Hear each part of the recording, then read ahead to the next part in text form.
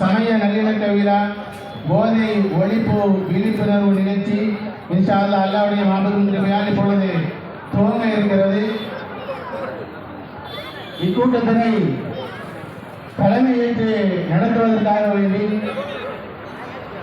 தூத்துக்குடி மாவட்டத்தினுடைய அரசு காசியும் தமிழ்நாடு ஜமாஅத் உலமா சபையினுடைய பொருளாளராகவும் தூத்துக்குடி மாவட்டத்தில் இருக்கிற அனைத்து உலமாக்களுக்கும் வழிகாட்டியாக இருக்கிற எங்களது பாசமிகு ஆசிரியர் தந்தை மௌலானா மௌலவி அல்ஹாஜ் எஸ் முஜீபுர் ரஹ்மான் மசலகி ஹஜ்ரத் பெருந்தகை அவர்களை தலைமை ஏற்று நடாத்தி தருமாறு மிக்க பணிவோடு வரவேற்கிறோம்.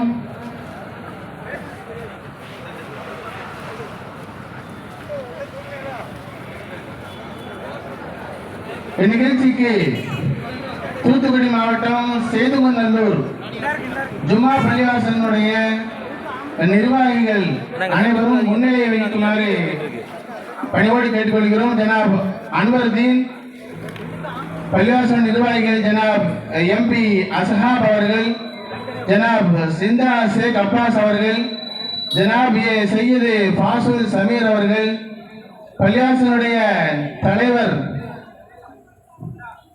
ஜனாப் எஸ் அலியார் அவர்கள், மேலும் சேதனுடைய அல்ஹுதா கல்வி அறக்கட்டளையின் பொறுப்பாளர்கள் ஜனாப் எம் ரியாஸ், ஜனாப் என் ஷா ஆலம் புகாரி, மேலும் சமூக சேவர்களாக செயல்பட்டுக் கொண்டிருக்கிற ஜனாப் ஏசி நவாஸ், ஜனாப் பிசி அபு ஹுபைஸ், ஜனாப் எம் ஹெச் அப்துல் காதர் தோனி, ஜனாப் செட் முகமது நாகிப், ஜனாப் எஸ் மோதி முசம்மில் ஆகிய பெருந்தகைகளை இந்நிகழ்ச்சிக்கு முன்னிலை வகிக்க வருமாறு மிக்க அன்போடு அழைக்கிறோம்.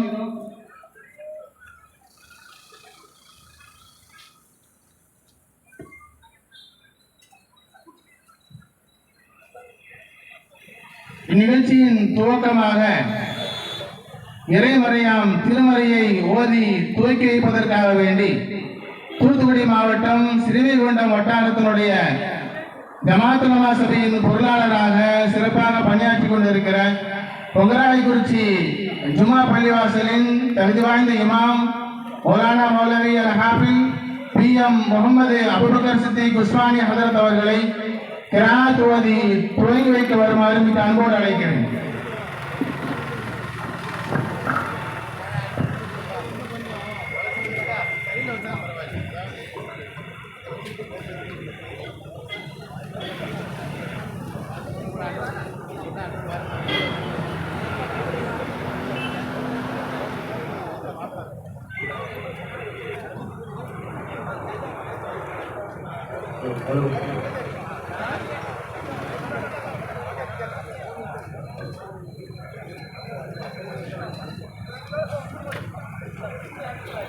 Assalamualaikum warahmatullahi wabarakatuh.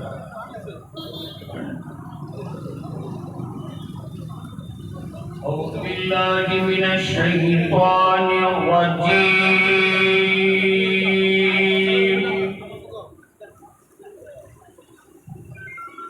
Bismillahirrahmanirrahim. Ya ayyuhalladzina amanu la tuqaddimu baina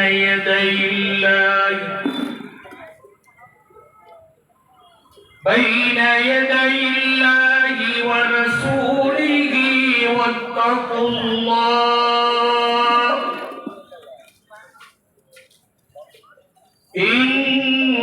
innallaha sami'un 'alim.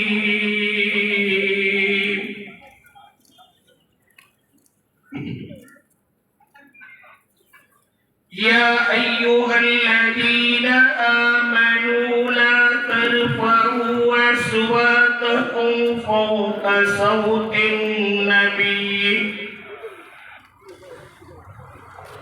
wa la tajharu lahu bil qawli kajahri ba'dikum li ba'din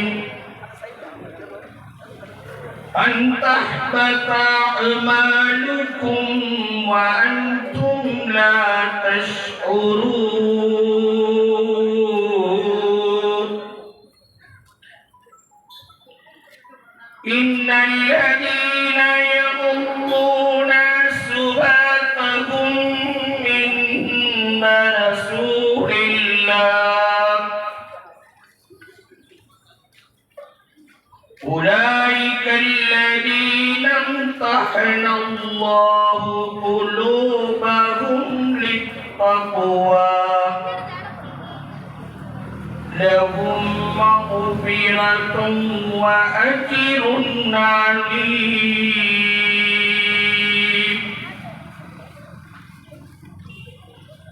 إن الذين ينادونك من وراء الحجرات أكثرهم لا يعقلون ولو أنهم صبروا حتى تخرج إليهم لكان خيرا لهم والله غفور رحيم يا أيها الذين آمنوا إن جاءكم فاسق بنبأ وتبينوا أن تفسدوا في الأرض أرحامكم إن الله خبير عليم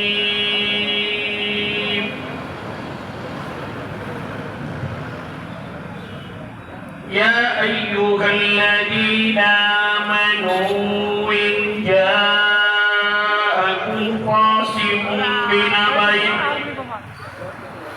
وتبينوا أن تصيبوا قوما بجهالة وتصبحوا على ما فعلتم نادمين صدق الله العظيم السلام عليكم வலைக்கம் சலாம் வரஹ்மத்துல்லாஹி வபரகாத்துஹு. கிராமதி ஹசரத் அவர்களுக்கு ஜஸாக்கல்லாஹ். தொடர்ந்து வரவேற்பை நிறுத்துவதற்காக வேண்டி தூத்துக்குடி மாவட்டம் சிறந்த வட்டார ஜமாத்துல் சபையின் செயலாளர் மௌலானா அவர்கள் ஹாஃபில் சையது சுலைமான் அலி அவர்கள் இப்பொழுது வரவேற்பார்கள்.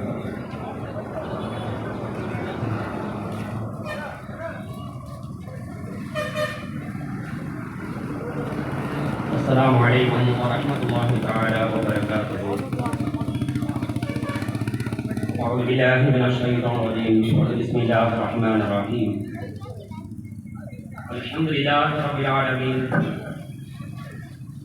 والصلاة والسلام على سيد الأنبياء والمرسلين وعلى آله وصحبه أجمعين. أما بعد بسم الله الرحمن الرحيم. سلام عليكم طبتم فادخلوها خالدين صدق الله العظيم. புகழனைத்தும் அல்லாஹ் ஒருவனுக்கே உரித்தாகட்டுமாக ஆமீன். ஈரோடு சர்தாரி ஆலம் ஹாத்தம் நபிகள் ஷாஃபி அன்வரா கண்மணி முஹம்மதே முஸ்தபா அஹ்மதே முஜ்தபா ரசூலே கரீம் ஸல்லல்லாஹு அலைஹி வஸல்லம் அவர்கள் மீது அன்னாரின் குடும்பத்தார்கள் மீதும் இந்த நிகழ்ச்சியிலே ஒன்று கூடியிருக்கக்கூடிய நம் அனைவரும் மீதும் அல்லாஹ்வினுடைய அன்பும் அவருடைய பொருத்தமும் கண்மணி நாயகம் ஸல்லல்லாஹு அலைஹி வஸல்லம் அவர்கள் அன்பும் அவர்களுடைய பரிந்துரையும் என்றென்றும் உண்டாகட்டுமாக ஆமீன். கண்ணியமிகுந்த அல்லாஹ் நல்லடியார்களே, வரவேற்புரை நிகழ்த்துவதற்காக வேண்டி நான் அழைக்கப்பட்டிருக்கிறேன். தூத்துக்குடி மாவட்ட ஜமாத் உலமா சபை நடத்தும் முப்பெரும் விழா, மீலாது நபி விழா, சமய நல்லிணக்க விழா மற்றும் போதை ஒழிப்பு விழிப்புணர்வு நிகழ்ச்சி ஆகிய முப்பெரும் விழாவிற்கு அழகான முறையிலே தலைமையேற்று நடத்தி கொண்டிருக்கக்கூடிய எங்கள் ஆசிரியர் பெருந்தகை மாநில ஜமாத் உலமா சபையினுடைய பொருளாளர், தூத்துக்குடி மாவட்ட அரசு காசி, இவ்வளவு பொறுப்புகளையும் ஏற்றெடுக்கக்கூடிய மௌலவி அல்ஹாஜ் எஸ் முஜீபுர் ரஹ்மான் மஸ்ரஹி ஃபாதில் தேவபந்த் எம்ஏ அவர்களையும், இன்னும் போதை ஒழிப்பு உரை நிகழ்த்தி இருக்கக்கூடிய பன்னீர்செல்வம், அருண் செல்வராஜ், இன்னும் முன்னிலை வகித்திருக்கக்கூடிய அனைவர்களையும் வருக வருக என்று தூத்துக்குடி மாவட்ட ஜமாத் உலமா சபையின் சார்பாகவும், சைதநல்லூர் ஜாமியா மஸ்ஜித் சார்பாகவும் உங்களை வருக வருக என்று நாங்கள் மனமார்ந்து வரவேற்கிறோம். இந்த வரவேற்பதனுடைய பண்பே அல்லாஹ்வினுடைய பண்பாக இருக்கிறது. குர்ஆனில் அல்லாஹ் சொல்கிறான், சுவர்க்கவாசிகளை பற்றி அல்லாஹ் இப்படி சொல்கிறான், சலாமுன் கௌலம் மிர் ரப்பிர் ரஹீம். நீங்கள் சுவர்க்கத்திலே அல்லாஹ்வினுடைய அருளையும் கருணையும் கொண்டு நீங்கள் நுழையுங்கள் என்பதாக அல்லாஹ் சுவர்க்கவாசிகளை பார்த்து அழைக்கிறார். அதே மலக்குமார்கள் அழைக்கிறார்கள் சுவர்க்கத்திற்குள்ளாக, சலாமுன் அலைக்கும் திபுதும் ஃபதுகுலுஹா காலிதீன். நீங்கள் இங்கே வந்து நிரந்தரமாக சோபனமான சுகமான இந்த சுவர்க்கத்திற்குள் வாழுங்கள் என்பதாக மலக்குமார்கள் அழைப்பு கொடுக்கிறார்கள். இதே நபிமார்களும் வருக வருக என்பதாக வர வேண்டும் என்பதை, அந்த வரவேற்புதல் என்பதை ஆக உயர்வான பண்பாக வரவேற்றார்கள். அதே போன்றுதான் இன்றைக்கு நாமும் வரவேற்கிறோம். இது ஆக உன்னதமாக குர்ஆன் சொல்லி தரக்கூடிய பண்பு. ஒரு நபரை வரவேற்க வேண்டும், ஒரு ஜமாத்தை, ஒரு கூட்டமைப்பை வரவேற்க வேண்டும் இன்முகத்தோடு, மலர்ந்த முகத்தோடு. இதே நல்லவர்களுடைய பண்பு, குறிப்பாக தமிழர்களுடைய பண்பு அதுதான். யார் வந்தாலும் இன்முகத்தோடு வரவேற்பதனுடைய பண்பு. அதே கண்மணி நாயகம் ஸல்லல்லாஹு அலைஹி வஸல்லம் சொன்னார்கள், இப்படி வரவேற்று விட்டு துஆவும் செய்தார்கள். யார் இது போன்ற வருகைக்கு வருகிறார்களோ அவர்களை வரவேற்று துஆ செய்தார்கள். நீங்கள் அழியாத நாசமுடையவர்களாக நீங்கள் இருப்பீர்கள் என்பதாக சொன்னார். எந்த நஷ்டமும் உங்களுக்கு வராது என்பதாக சொன்னார். நீங்கள் எந்த நஷ்டத்தையும் சந்திக்க மாட்டீர்கள் என்பதாக சொன்னார்கள். அதே சோபனத்தை கண்மணி நாயகம் ஸல்லல்லாஹு அலைஹி வஸல்லம் வார்த்தையாக இங்கே நாம் எடுத்துக்கொள்ள வேண்டும். இந்த கூட்டத்திற்கு வருகை இருந்திருக்கக்கூடிய, இன்னும் வரதர இருக்கக்கூடிய அனைவர்களையும் பார்த்து கண்மணி நாயகம் ஸல்லல்லாஹு அலைஹி வஸல்லம் சொன்னார்கள் அல்லவா, நீங்கள் நஷ்டவாளிகளாக ஆக மாட்டீர்கள், நீங்கள் லாபத்துடையவர்கள் என்பதாக சொன்னார்கள் அல்லவா. அந்த சோபனம் இந்த கூட்டத்திலே கலந்து கொண்டிருக்கக்கூடிய நம்மவர்கள் மீதும், இன்னும் வர இருக்கக்கூடியவர்கள் அனைவர்கள் மீதும் அல்லாஹ் ரப்பல் ஆலமீன் உரித்தானதாக ஆக்கி தருவானாக இன்ஷா அல்லாஹ். இதிலே சிறப்பு விருந்தினர்களாக இந்த ஊரினுடைய முக்கியஸ்தர்கள் எல்லாம் அழகான முறையிலே வருகை தந்து இந்த விழாவை சிறப்பிக்க இருக்கிறார்கள். அல்லாஹ் ரப்பல் ஆலமீன் இது போன்றதொரு ஒற்றுமையையும் வரவேற்று இன்முகத்தோடு உள்ளார்ந்து இந்த உலகத்திலே ஒற்றுமையாக இருந்து நம் இந்திய திருநாட்டை ஏனைய நாடுகள் முன்மாதிரியாக பேசக்கூடிய இது போன்ற சபை அல்லாஹ் உலகெங்கும் பரவ செய்வானாக, இதை புரிந்து கொள்வானாக. வாஹி தஅவானா அல்ஹம்துலில்லாஹி ரப்பில் ஆலமீன். அஸ்ஸலாமு அலைக்கும் வரஹ்மத்துல்லாஹி தஆலா வ பரகாத்துஹு.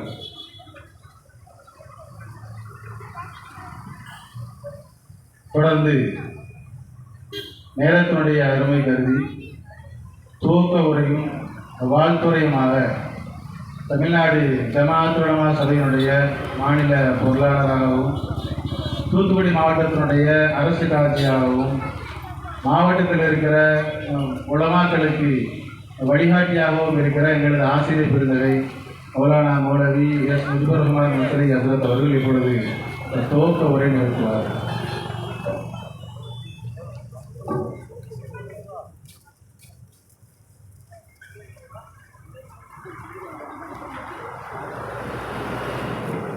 السلام عليكم ورحمة الله تعالى وبركاته. بسم الله الرحمن الرحيم. الحمد لله رب العالمين والصلاة والسلام على سيدنا أشرف المرسلين وعلى آله وصحبه أجمعين. أما بعد، إنما يريد الشيطان أن يوقع بينكم العداوة والبغضاء في الخمر والميسر ليصدكم عن ذكر الله وعن الصلاة وهل أنتم منتهون. صدق الله العظيم. قال رسول الله صلى الله عليه وسلم: إن الله يحب معالي الأمور وأشرافها ويكره صفصافها. صدق رسول الله صلى الله عليه وسلم.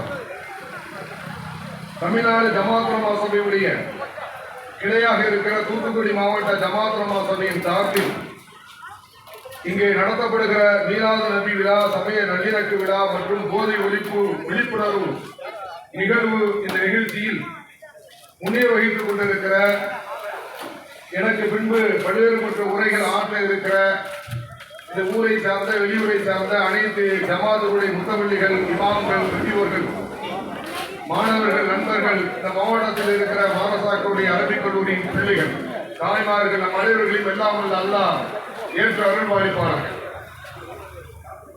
நமது தமிழ்நாடு ஜமாத் உலமா சபையின் வழிகாட்டின் அடிப்படையில் தமிழகத்தில் இருக்கிற எல்லா கிராமங்களிலும், நகரங்களிலும், மாநகரங்களிலும் மீலாது பெருவிழாவோடு கூடவே நாடு போற போக்கில் சமத்துவமும் சமயமும் மத நல்லிணக்கமும் வளர்க்கப்பட வேண்டும் என்கிற உயரிய நோக்கில் சமய நல்லிணக்க விழாவும் கூடவே கடந்த 10 ஆண்டுகளுக்கு மேலாக இருக்கிற இந்த மாணவ நிலைகள், இளைஞர்களுடைய எதிர்கால நிலைகளை கருத்தில் கொண்டு தமிழகம் முழுவதும் மீலாது பெருவிழாக்களோடு சமய நல்லிணக்க விழாவும் கூடவே போதை ஒழிப்பு நிகழ்வும் நடத்தப்பட்டு வருகிறது. தமிழ்நாடு ஜமாத் உலமா சபை தனக்கு கீழே அங்கம் வகிக்கிற எல்லா மாநகரங்களிலும், மாவட்டங்களிலும், வட்டாரங்களிலும் இந்த போதை ஒழிப்பு நிகழ்வை சமய நல்லிணக்கத்தோடு இணைத்து நடத்த வேண்டும் என்று சொல்வதற்கு பல காரணங்கள் இருப்பதை விளங்கிக் கொள்ள வேண்டும். தாய்மார்கள் இருக்கிறீர்கள், ஊருடைய பெரியவர்கள் இருக்கிறீர்கள். சரியான புள்ளி விவரம் என்னவென்றால், தமிழ்நாட்டிலே தமிழ் பேசுகிற முஸ்லிம் வாலிபர்களில் 22% பேர்கள் மதுவுக்கும் போதைக்கும் அடிமையாயிருக்கிறார்கள் என்பதை புள்ளி விவரம் நமக்கு தருகிறார். நான் சொல்வது ஒரு சின்ன கணக்கு மட்டும்தான், ஒட்டுமொத்த இளைஞர்களை நான் சொல்லவில்லை. தமிழ் பேசுகிற இஸ்லாமியர்களின் இளைஞர்கள் மட்டும் 22% பேர் போதைக்கு அடிமையாக இருக்கிறார்கள். இந்த போதையால் ஏற்படுகிற விபரீதங்களை பட்டியல முடியாது. குறைந்த நேரம் போதையால் ஏற்படுகிற சமூகத்தில் ஏற்படுகிற அவல நிலைகள், கூடவே போதையால் ஏற்படுகிற தொழில் போட்டி, தகவலை காவல்துறைக்கு தொழில் போட்டியால் சொல்வதால் ஏற்படுகிற கொலைகள், வாணியம்பாடியில் நடந்த கொலைகள், சாத்தாங்குளத்தில் நடைபெற்ற கொலைகள், அது மட்டுமல்ல ஒரு கட்டத்தை தாண்டி போதைக்கு இளைஞர்கள் ஆளாகிறார்கள் என்பதை விட போதை பழக்கத்திற்கு அவர்கள் நிர்பந்திக்கப்படுகிறார்கள் என்பதையெல்லாம் கருத்தில் கொண்டு, காரணம் ஒரு 2-3 தினங்களுக்கு முன்னால் இந்த மாவட்டத்தில் இருக்கிற ஒரு முக்கிய நபர் என்னோடு தொடர்பு கொண்டு, தமிழ்நாடு ஜமாத் உலமா சபையில் அங்கம் வகிக்கிற ஒவ்வொரு மாவட்டங்களும் மீலாது விழா நடத்தி கொண்டிருக்கிறது, சர்வ சமய மத நல்லிணக்க விழா நடத்தி கொண்டிருக்கிறது, இந்த போதை விழிப்புணர்வை நீங்கள் தகர்ந்து கொள்ளலாமே என்று சொன்ன பொழுது கடும் சினத்தோடு அவரிடத்தில் நான் கலைந்து கொண்டேன். காரணம், அவர்கள் எனக்கு தூது விடுகிறார்கள். தூது விடுபவர்கள் வேறு யாரும் அல்ல, யார் வணிகம் செய்து கொண்டிருக்கிறார்களோ, போதைக்கு இளைஞர்கள் நிர்பந்திக்கப்படுகிறார்களோ, போதை வியாபாரத்திலே கொள்ள லாபம் சம்பாதிக்க வேண்டும் என்று எந்த இஸ்லாமிய வணிகர்கள் விரும்பிக் கொண்டிருக்கிறார்களோ அவர்கள் நமக்கு அறிவுரை தருகிறார்கள். நீங்கள் சர்வ சமய மத நல்லிணக்க நிகழ்ச்சியும் மீளாதற்கும் நடத்துங்கள், சிறு பிள்ளைகளை வைத்துக் கொண்டு போதை ஒழிப்பு நிகழ்வை நடத்தாதீர்கள் என்று சொல்கிறார்கள். என்றால் அருமையானவர்களே, இதை தொழிலாக பார்க்கிற சில இஸ்லாமிய வணிகர்களும் இருக்கிறார்கள் என்பதை கவனத்தில் கொள்ள வேண்டும். சவுதி அரேபியாவிலே ஹையத்து கிபாருல் உலமா என்ற ஒரு அமைப்பு இருக்கிறது. அந்த நாட்டில் இருக்கிற மூத்த ஆலிம்கள் ஃபத்வா கொடுப்பதற்கு என்று ஒரு துறை இருக்கிறது. அந்த துறையில் ஒரு இளைஞர் ஃபத்வா கேட்டார். நான் ஒரு பெரிய மாலில் அங்கே இருக்கிற சரக்குகளை டெலிவரி செய்யக்கூடிய ஒரு ஊழியராக, வாகன ஓட்டியாக நான் இருந்து கொண்டிருக்கிறேன். எனவே எங்களுடைய மாலில் இருந்து மது பாட்டில்களை கொண்டு செல்லுகிற அந்த வாகன ஓட்டியாக இருக்கிற நான் கணிசமான சம்பாத்தியம் செய்து கொண்டிருக்கிறேன். எனக்கு இது கூடுமா, மார்க்கத்தில் அனுமதிக்கப்பட்டிருக்கிறதா என்று கேட்ட பொழுது, போதையை பொறுத்த மட்டில் அதை அருந்துவது மட்டுமல்ல, அதற்கு பழக்கப்படுத்துவது மட்டுமல்ல, யார் வியாபாரம் செய்கிறார்களோ, அதை யார் உற்சாகப்படுத்துகிறார்களோ, அதற்கு யாரெல்லாம் காரணியாக இருக்கிறார்களோ அனைவர்களும் அல்லாஹ்வுடைய சமூகத்திலே குற்றவாளிகள் என்று சொன்ன பொழுது அந்த தொழிலை அவர் விட்டார் என்பதை நாம் பார்க்கிறோம். ஆக சமூகத்தில் போதை சார்ந்த நிகழ்வுகளை எல்லாம் தமிழ்நாடு ஜமாத் உலமா சபை கருத்தில் எடுத்து நபிகள் நாயகம் ஸல்லல்லாஹு அலைஹி வஸல்லம் அவர்கள் மக்களாக இருந்தவர்களை மக்களாக மனித புனிதர்களாக மாற்றுவதற்கு இந்த உலகத்திலே அவதரித்தார்கள். எனவே அவர்கள் பெயரில் எடுக்கப்படுகிற இந்த மீலாது விழாக்களில் ஒற்றுமை தலை தோங்க வேண்டும், மத நல்லிணக்கமும் மனிதம் இந்த உலகத்திலே வளர்க்கப்பட வேண்டும். அதற்கு எது ஊறு செய்து கொண்டிருக்கிறதோ அந்த மதுவும் போதையும் சமூகத்திலிருந்து அறவே ஒழிக்கப்பட வேண்டும் என்கிற நோக்கில் மீலாது பெருவிழாக்களோடு சர்வ சமய மத நல்லிணக்க விழாவும் போதை ஒழிப்பு நிகழ்வும் நடத்தப்பட வேண்டும் என்று நம்ம தமிழ்நாடு ஜமாத் உலமா சபை உத்தரவிட்டிற்கு இணங்க ஒவ்வொரு மாவட்டங்களிலும் இந்த நிகழ்ச்சி நடத்தப்பட்டு கொண்டிருக்கிறது. எனது அன்பு இளவர்கள், அன்பு தம்பிமார்கள், மோனைமார்கள், தாங்கள் இருக்கிற ஜமாத் நிர்வாகிகளோடு சேர்ந்து தமிழ்நாடு ஜமாத் உலமா சபை இட்ட உத்தரவை செயல்படுத்துவதற்கு ஏறத்தாழ 1 மாத காலம் இந்த மாவட்டத்திலே அவர்கள் முயற்சி செய்தார்கள். அவர்கள் அல்லாஹ்விடத்திலே பாராட்ட தகுந்தவர்கள், அல்லாஹ்வுடைய துஆவில் குறித்தார்கள் என்பதை சொல்லி ஒரு சின்ன தகவலை சொல்லி இந்த இடத்திலே முடிவு செய்ய ஆசைப்படுகிறேன். ரியாத்திலே நடைபெற்ற ஒரு நிகழ்வு, ஒரு இஸ்லாமிய தாயாக இருந்தாலும் கூட அவள் ஒரு இஸ்லாமிய பெண்மணி என்று சராசரியாக கடந்து சென்று விடலாம். அரபு நாட்டிலே ரியாத்திலே, கேபிட்டல் தலைநகரம் ரியாத்திலே ஒரு பெண்மணி, சகோதர சமுதாயத்தை சேர்ந்த பெண்மணி அங்கே இருக்கிற மூத்த ஆலிம்களை சந்தித்து ராபிதத்துல் இஸ்லாமியா என்கிற அமைப்பிலே சென்று என் மகன் இஸ்லாத்தை ஏற்றுக்கொள்வதற்கு வழிவகை செய்ய வேண்டும் என்று கோரிக்கை விடுக்கிறார். ஒரு இஸ்லாமிய பெண்மணி, இஸ்லாத்தை ஏற்றுக்கொண்ட ஒரு பெண்மணி தன்னை போல ஒரு தன் மகனும் இஸ்லாத்திற்கு வர வேண்டும் என்று ஆசைப்பட்டால் அது நியாயம் இருக்கிறது. ஆனால் அந்த பெண்மணி மாற்று மத சகோதரத்திலே, இந்து மதத்திலே, சகோதர சமுதாயத்திலே இருந்து கொண்டு என் பிள்ளையை, என் வாலிப பிள்ளையை இஸ்லாத்திலே எடுக்க வேண்டும் என்று கோரிக்கை வைக்கிறார். அப்போது அவர்கள் கேட்டார்கள், நீங்கள் இஸ்லாத்தை ஏற்கவில்லை, நீங்கள் இஸ்லாத்தை தழுவவில்லை, ஆனால் உங்கள் பிள்ளை மட்டும் இஸ்லாத்திலே அழைக்க வேண்டும் என்று ஏன் கோரிக்கை வைக்கிறீர்கள் என்று சவுதி அரசாங்கத்திலே இருக்கக்கூடிய மூத்த இஸ்லாமிய மார்க்க அறிஞர்கள் கேட்ட பொழுது அவர் சொன்னால், என் வீட்டிற்கு எதிரிலே இருக்கக்கூடிய இஸ்லாமிய வாலிபர்களை நான் பார்க்கிறேன், இஸ்லாமிய வாலிபர்களை பார்க்கிறேன்.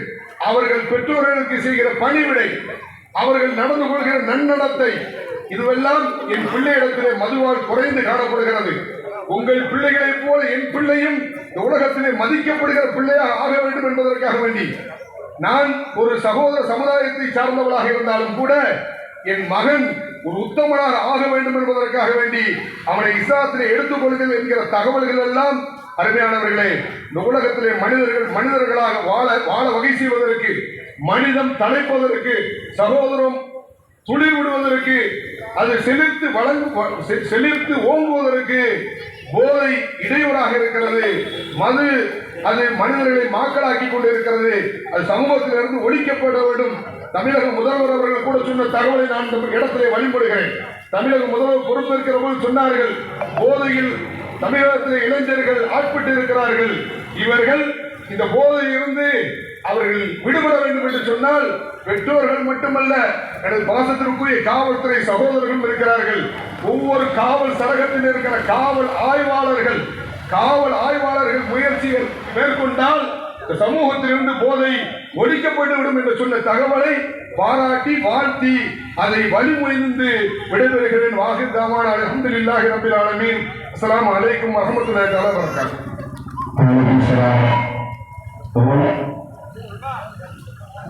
வலைக்கும் சலாம் வரஹ்மத்துல்லாஹி வபரகாத்துஹு. வாழ்த்துறை வழங்கிய ஹஜ்ரத் அவர்களுக்கு ஜஸாக்கல்லாஹ் ஹைரா. தொடர்ந்து போதை ஒழிப்பினுடைய விழிப்புணர்வு சார்ந்த உரை நிகழ்த்துவதற்காக வேண்டி திருநெல்வேலி மாவட்டத்தினுடைய சினேகா மருத்துவமனையின் மருத்துவ உளவியலாளர் சகோதரர் அருண் செல்வராஜ் அவர்கள் தற்பொழுது நமக்கு முன்னால் உரை நிகழ்த்த வருகிறார்கள்.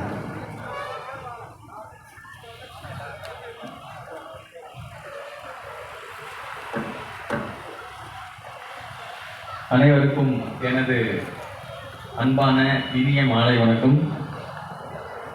இத்தகைய நல்லதோர் விழாவை ஒருங்கிணைத்திருக்கும் தூத்துக்குடி மாவட்ட ஜமாத்துல் உலமா சபை அவர்களுக்கு நெஞ்சார்ந்த பாராட்டுகளை தெரிவித்திருக்கிறேன். இந்த வாய்ப்புக்கு இந்த வாய்ப்பினை அளித்த டாக்டர் திரு பன்னீர்செல்வம் அவர்களுக்கும் ஸ்னேகா மண்டல மருத்துவமனைக்கும் நன்றி தெரிவித்துக் கொள்கிறேன். எனக்கு ஜமாஅத்துல் டீம்ல இருந்து ஹாஸ்பிட்டல் சைடில் வந்து இன்விடேஷன் கொடுக்குறப்போ ரொம்ப இன்ட்ரெஸ்டிங்கான ஒரு விஷயம் என்னவா இருந்தது அப்படின்னா, இதில் வந்து எல்லா மதத்தினரும் வராங்க, டாக்டர்ஸ் வராங்க,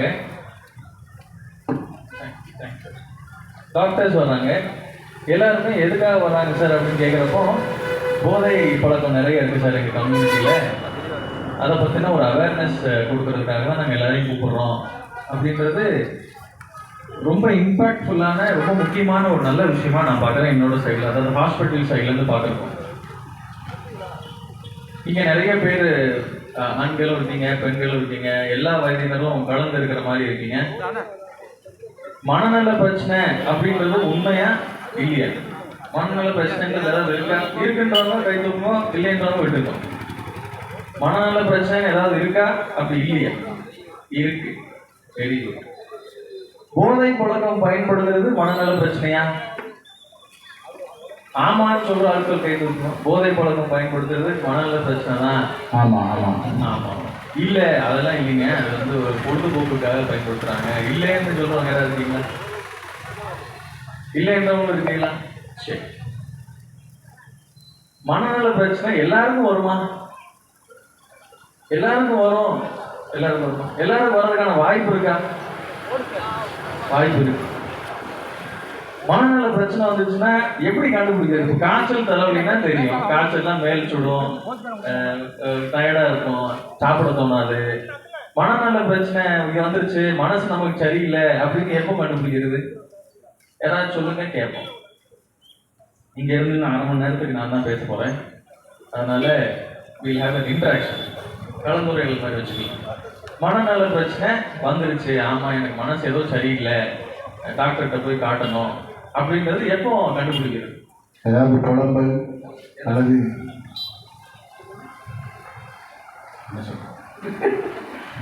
சார், சம்பந்தம் இல்லாம கோபம் வரும் பொழுது எங்க இல்ல, சம்பந்தம் இல்லாம கோபம் வரும். யாரை பார்த்தா ஒரு எரிச்சல், நார்மலா இருந்து அப்நார்மலா ஆகும் பொழுது மனசுல ஏதோ பிரச்சனையோ அப்படிங்கிற மாதிரி ஒரு சின்ன. Very good. நல்லதா ஒரு பாயிண்ட். வேற எங்கே யாராவது இருக்கீங்களா?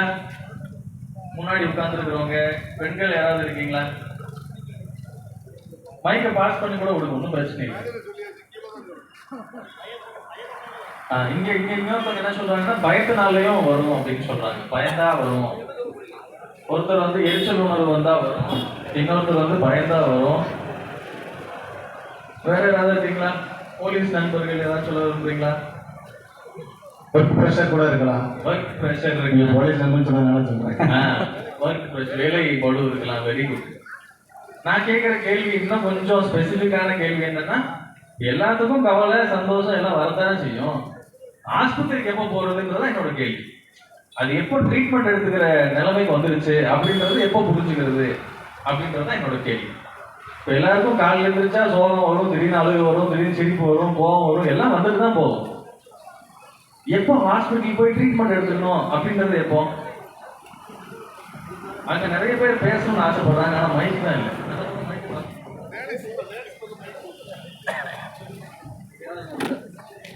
அதாவது கொண்டாங்க. முகம் காட்ட வேணாம்னா கீழே குனிஞ்சு கூட பேசியிருக்கேன்.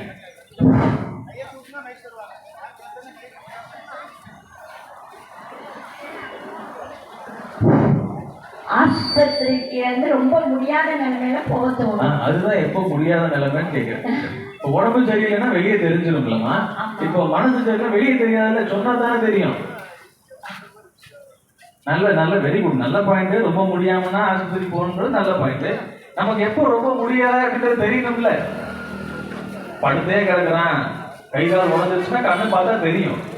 மனசு சரியில்லைன்னு எப்படி பார்த்தா எப்படி தெரியும்? வேற யாராவது இந்த முட்டை ஏதாவது ட்ரை பண்றீங்களா? அதான் அதே விரக்தியா இருக்கிறது, விரக்தியா இருக்கிறது. ஆமா, எதுவுமே நம்ம உடம்பு டாக்டர் காமிச்சிட்டாங்கன்னா அப்படி ஒரு மனநலமா இருக்குமோன்னு தோணும்.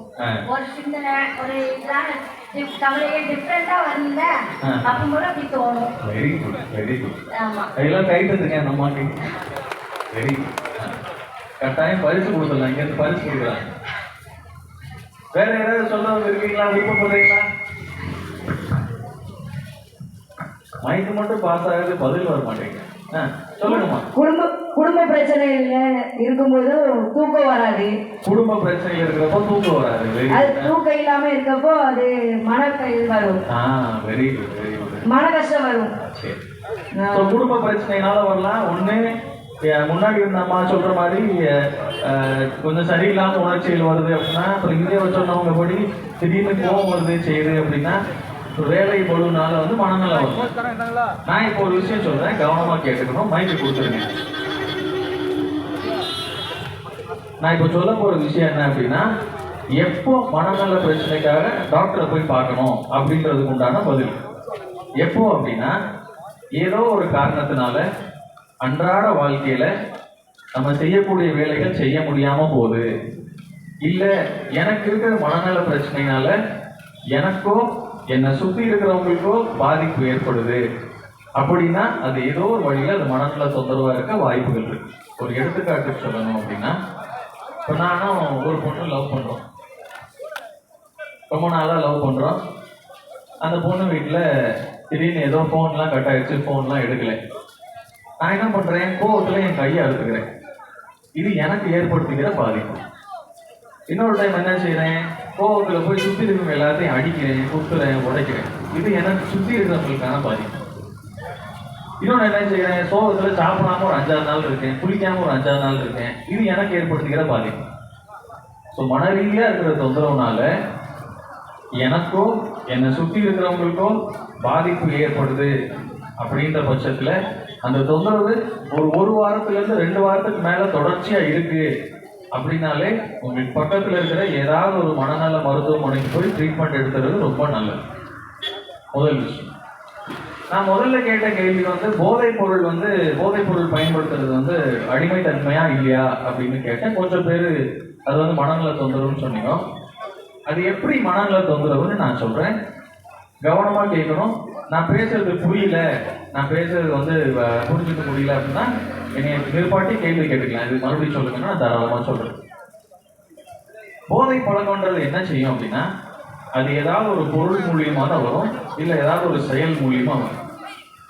பொருள்னு எடுத்துக்கிட்டோம், இப்போ தமிழ்நாடு மத்தியில் பொதுவாக காணப்படுற போதைப் பொருட்கள்னு பார்த்தோம் அப்படின்னா புகையிலை, மது, அதாவது ஆல்கஹால். அதை தாண்டினோம் அப்படின்னா இப்போ பரவலாக காணப்படுறது கஞ்சா. இந்த மூணுமே எடுக்கிறப்போ என்ன ஆகும் அப்படின்னா, டெம்பரவரியா ஒரு ரிலீஃப் கிடைக்கும், தற்காலிகமா ஒரு சுக உணர்வு கிடைக்கும். அந்த சுக உணர்வு என்ன செய்யும் அப்படின்னா, அப்போ இருக்கிற பிரச்சனைகளை கவனம் செலுத்த விடாம நம்மள கொஞ்சம் ரிலாக்ஸா இருக்கும். இப்போ இங்க கொஞ்சம் 1-2 பேர் இங்க கை தூக்குனாங்க இல்லையா, இது வந்து ஜாலிக்காக பண்றது அப்படின்னு தூக்குனாங்க இல்லையா.